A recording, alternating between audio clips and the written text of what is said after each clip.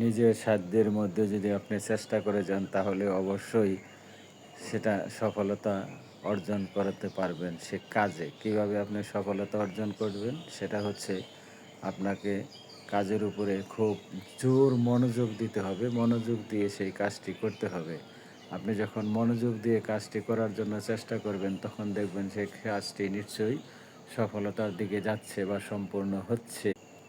আপনাকে বিবেচনা করতে হবে কাজটি কিভাবে আপনি শুরু করবেন।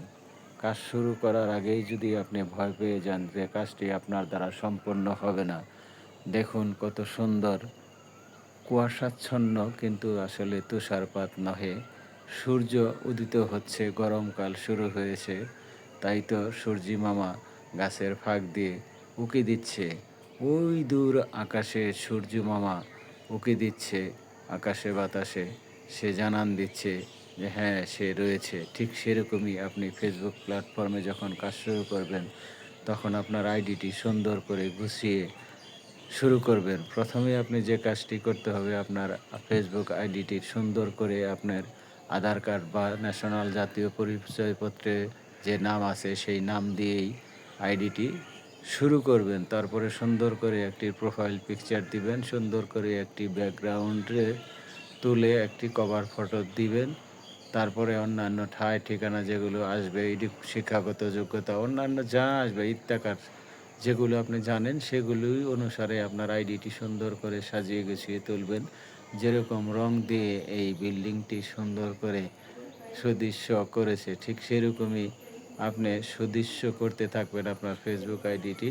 তাহলেই কিন্তু আপনি একটি ধাপ অর্জন করে ফেললেন ফেসবুকে সফলতা অর্জনের জন্য। ফেসবুকে সফলতা অর্জনের জন্য আপনাকে সুন্দর সুন্দর কন্টেন্ট তৈরি করে ফেসবুকে আপলোড করতে হবে এবং অন্যের টাইমলাইনে গিয়ে সুন্দর সুন্দর গঠনমূলক কমেন্টস করতে হবে।